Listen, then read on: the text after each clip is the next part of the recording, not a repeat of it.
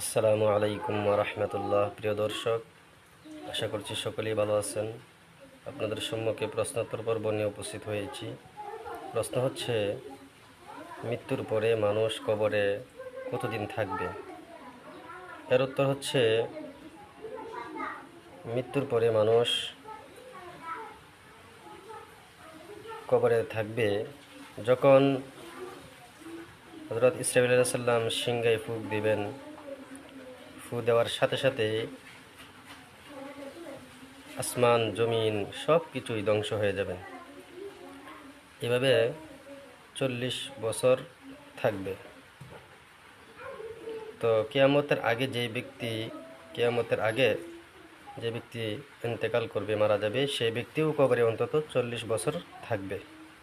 হাদিসের কিতাব সহিহ বুখারী, হাদিস নাম্বার 4900।